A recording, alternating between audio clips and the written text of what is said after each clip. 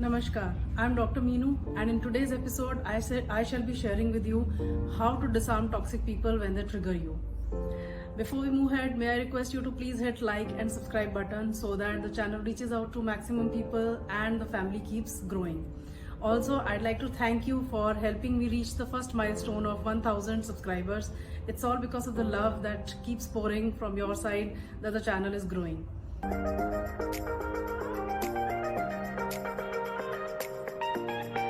So when we talk about disarming toxic people, if you consciously think about it, most of us live a life in a very survivor and kind of adaptive mode. We just day to day we live life without thinking, without giving a conscious thought to what we are doing on a daily basis, what kind of people we interact with, what happens to our cellular structure, to our mind, to our body, to our soul. When someone says something which is hurting, at times we are mostly on a reactive mode, not on a proactive mode. So even when some people hurt us, we do not understand, and because it's an implicit form of communication, when certain people gaslight us, they manipulate us, they control us, or there can be a explicit way of also hurting us by hurling verbal abuses towards us. So when we live life in a adaptive and a survival mode, we just do not pay attention to all these actions and all these situations and all these behaviors of people around us on a conscious basis. So there are a few things that we must remember here is we all are guilty of losing our cool on people once in a while, especially the innocent people once in a while. But as long as we take accountability for this behavior and consciously make an effort not to repeat this behavior in future, we are on the right path. There are certain people who never feel remorseful of their behavior when they abuse people, because that's how they generate their energy. Yes, when I talk about energy, I have spoken about it in other videos also. There are very simple ways of generating energies for normal people like us. We generate energy by simple techniques such as eating good food, consuming fluid, proper fluid, exercising, diet, good diet, going to the gym, meditation, breathing techniques, staying positive, reading positive books, keeping positive thoughts in our mind. So these are the natural way through which we generate energy, and there is a limited amount of energy that we all can generate in 24 hours duration. But there are certain people who cannot generate energy on their own, and they need to be plugged into other people so as to extract energy from them. It's simply like we have our electronic gadgets like mobiles and laptops. They need to be plugged into energy source so as to be charged. In the same manner, there are people who cannot generate their own energy and they plug into other people. They harass them, they abuse them, they control them, they manipulate them. And when the people react, in what form? When the people react in the form of either weeping or giving explanation, or defending themselves, or stressing out about the situation, this is how they feel high, this is how they feel empowered, this is how they feel that sadistic pleasure, and they generate energy through that. So we have to be consciously aware of that. I always say knowing is everything. If you have no idea of what gaslighting is, what is manipulation, what is control, and unless you understand all these things, that dark energies do exist, that there are people who are so unconscious, so unaware that they have no idea that their manipulative and controlling behavior is hurting others.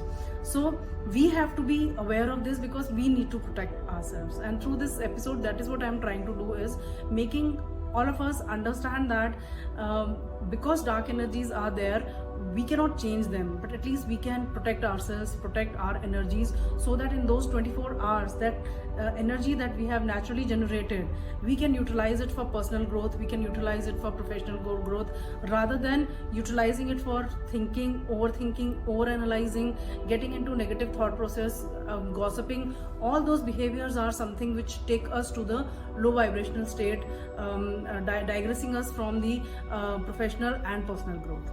So let's get down to understanding how we can disarm them. But before I talk about how to disarm them. Why would anybody verbally or in any way, in controlling way or manipulative way, why would anybody abuse others?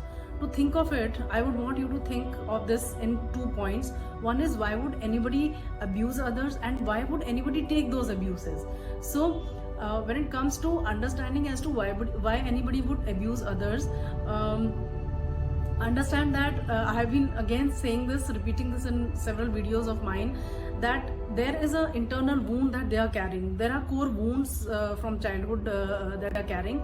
Those are unresolved issues, and the only way they could protect themselves was through the ego of anger. Anger is a very easy emotion. Other emotions are very difficult. Crying is a very difficult emotion. Vulnerability is a very difficult emotion. To be able to vent out your emotions in a healthy manner is a very difficult thing. So as a child, the coping mechanism that they developed was anger, and today they are operating in the same manner. They have only learned that if my caregiver could not protect me, how could any outsider protect me? So the only thing, the only way to protect myself is by controlling, manipulating, and screaming at people. That is what they learn. So they are doing this because for them it is their subconscious mind has been convinced that the world is an unsafe place, and the only way I can protect myself is by manipulating other people or abusing other people. On the other hand, people like us, if we let others hurl this kind of treatment towards us, and we keep tolerating and keep forgiving that, then there are unresolved issues with us also. That is on the other extreme. We also have unresolved issues. We also developed coping mechanisms. We also developed adaptive and survivor behaviors. And to protect ourselves, we also felt that world is an unhealthy, unsafe place, and people can hurt us. So to safeguard us, we developed a protective shield of forgiving people, understanding that because I have gone through the hurt, others have also gone through the hurt, so I must be forgiving. It's okay if somebody is screaming at me, scolding me, or just trying to control me, because deep within I was not protected in my younger years. So I understand that there are a lot of people who might not have felt protected. At least I should now understand others, that they all need patient hearing, they all need care, they all need some more chances. They all we rationalize their behavior, sort of like, we rationalize and justify their behavior to ourselves, to our self-talk, that they need more forgiveness. So both are on the extreme spectrum. Both are wounded child. Both need therapy. Both need to heal their traumas. But obviously, when it comes to the ones who are, because that's a very negative way of dealing with your traumas, is by manipulating people, abusing people, controlling people. That's a extreme manipulative way. But then this is also manipulative. This is also very disturbing, because if you're allowing others to run over you, and if you're losing yourself in the relationships, jobs, you're also doing a very I would say you're not justifying your own position. You're not being kind to yourself, so that is again a very dysfunctional behavior. So after you understand this, you cannot change them, but you can change yourself. I would want you to do a simple exercise. Before you move forward, before you make any step forward, I want you to go back. I want you to go back to your family lineage. Try to understand what was your paternal household, what kind of atmosphere your paternal household had, what kind of atmosphere your maternal household had. Journal it if possible. Understand, was there any alcoholism in your grandparents, or any kind of anger issues in your grandparents, or there were constant fights between your either your parents or your grandparents. This would indicate clearly as to where are your behaviors coming from. Why are you the way you are? Why you go numb? Why you freeze? Why you get into freeze, flight, or other kind of forgiving modes? Why can't you answer back? Why do you go numb? Why are you not able to handle the situation in a mature and a very positive manner, and let the other person abuse you? This journaling will require few hard work, few days of hard work. You may have to write down and understand, think about your grandfather, grandmother, your father, your mother. A lot of things we do not accept on a conscious basis because we just live life in a very survivor mode without giving much of conscious thought, as I already discussed. So try to write it down, try to see what kind of family lineage you carry. This would give you an identification as to from where your own behaviors are coming from. This is one part of the story. Secondly, once you have identified your own patterns, you obviously, I keep saying that you may have to do a little bit of hard work of healing yourself. You heal your past. Healing is as simple as having awareness about it and then consciously deciding that because this was happening with my parents or with my grandparents, and that is why I am like this, so consciously I am going to take decisions not to repeat such kind of behavior, such kind of childishness, or such kind of forgiving behavior, or such kind of accepting behavior towards such abusive people. Then comes the practical part of it. Let's say you interact with people, you're sitting with somebody. Consciously think of, after the conversation, how does it make you feel? In a lot of cases, we do not listen to our body. Our body has, it gives us various signals, you know. Once you're having a conversation with somebody, it could be a co-worker, it could be your boss, it could be your family member.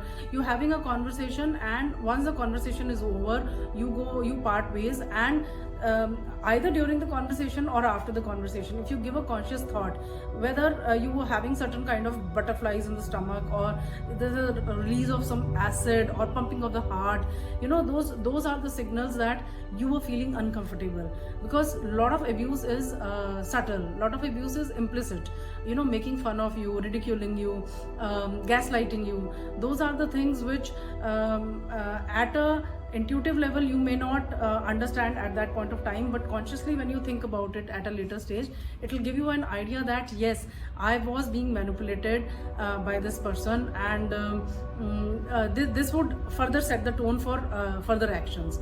But to identify that somebody was abusing you is a very important foundation of taking any further action in this regard. So let's say any conversation that you identified that it was disrespectful, it was not at a cellular level, it was not satisfying, and you felt awkward after the conversation was over. So that is one part of the story, and then you move on to the second one. So you have identified, first you have tried to heal yourself, you have done a little bit of inner work, then you start consciously looking at each conversation, and if you feel that you felt disrespectful, now you move on to the next stage. Next stage is, in a matured manner, you have to now set healthy boundaries. So whichever communication, whichever conversation made you feel uncomfortable and disrespectful, you have to head on, go to the person, have a conversation. And there are certain behaviors which are negotiable, but there are certain behaviors which are non-negotiable. And that is the reason I say for codependents, it is very difficult to identify what behavior is negotiable and what is non-negotiable, because being a codependent, I know to draw a line, to discern was very difficult for me, because we were told as a child to ignore the reality and authenticity of life. So I still remember when I would discuss anything about my my issues, my problems, I used to hear sentences like, oh, you're being too oversensitive, do not think so much over it. So I learned in my early years to ignore all the realities of life, and it took me a long time to actually discern if someone is disrespectful or not, especially if it is in an implicit manner. So you have to at this stage identify, you have identified, now you have to understand that if the behavior can be negotiated, you can have a direct conversation with the person that these are the behaviors that I am not going to accept. And if the person is of your vibration, he wants to continue, he or she wants to continue the relation with you, they will understand your boundaries and they'll respect your boundaries and will ensure that they don't repeat this kind of behavior in the future. But if they don't, you never, anyways, they never deserved you to carry the relationship forward. This is after you have identified and you have set boundaries. Now let's say, because there are certain very difficult, toxic and people with high narcissism spectrum who repeat the behavior because neither they want to understand your point of view, nor they have those high vibrational energies to consume your knowledge and your problems. So for them the behavior is still going to be repetitive. In that case, there are two things. Sometimes it is easy to leave the relationship. So let's say it's not a boss and a subordinate kind of relationship, and it's a co-worker, and you can part ways with them. So that's one part of the story, you can do that. But in some cases, if the relationship is something wherein it's boss versus you, or it is a family member with whom disconnection is very difficult, in that case, if you cannot walk away and disengage from the relationship, you can still walk away from the situation. So every time these people, they pass on certain disrespectful statement or cross your boundaries, dilute your boundaries, there it is important for you to walk away, disengage, and make them feel that you are not interested in being a part of this conversation. That is again part of setting boundary. If the through verbal communication, if the person can understand that you are setting a boundary, it's well and good. If he or she cannot understand that ways, you may have to walk away from the situation. Another thing about this is, you must have heard of one story that is about a bear. You know, if you land in a jungle where there is a bear coming towards you, so it is said that you have to act numb. You must act numb as if you are a stone, so that the bear will come towards you, he'll smell you, and then he'll just walk away, because he will not recognize that you are there. So in the same manner, sometimes understand in the first place why somebody came close to you. It could be your friends or your romantic partner, or it could be your family people. So out of 10 people, if you have attracted 1 or 2 people, understand as to why you in the first place you went close to them, or they came close to you. There must be something charming about you. There must be something good about your personality. Obviously, all those characteristics which I talk about as a codependent, of being forgiving, of being very helpful, of trying to rescue people, of trying to fix their problems, all those things, they attract people, toxic and difficult people towards you.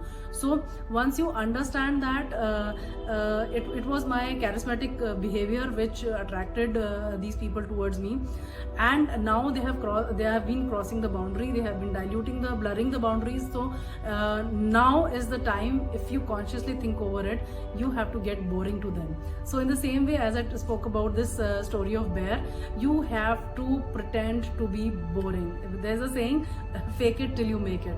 So you may have to not indulge in too much of conversation with them. So when they are very keen on having big long conversations with you telephonically or sitting with you in social settings, try to be as boring as possible, so that they never find any fuel or any supply from you, and gradually they'll find a new supply, because usually this is what happens with people with narcissistic traits. Once they find that the victim that they were thinking as a good supply is not engaging with them, is not defending himself or herself, is not getting into arguments, is not feeling stressed, is totally detaching emotionally and physically from them, that's when they feel that it's a wastage of time to engage with these people, because they are in any ways not going to give me any supply. So you disengage, get boring, and let them find a new supply for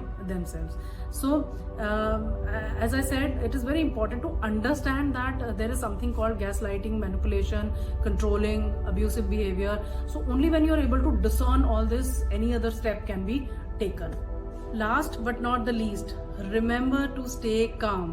When somebody is insulting you, when somebody is screaming at you, when somebody is finding faults in your actions, in your behaviors, he or she wants to drag you down to a position where you react, respond, and go into that low vibrational behavior. So remember not to lose your cool, stay calm in all circumstances.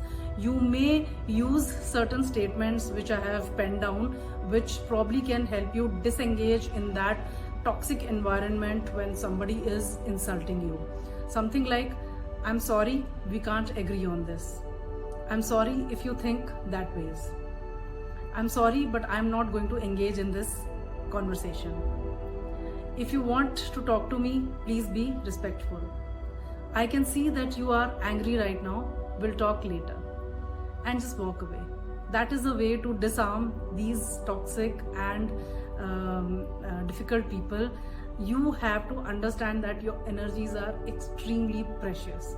Do not let anybody deplete or drain your precious energies that you have accumulated with so much of genuine efforts for those 24 hours. I hope this video can be of help in helping you deal with toxic and difficult people. Hope to see you again in the next video. Thank you so much. Namaste.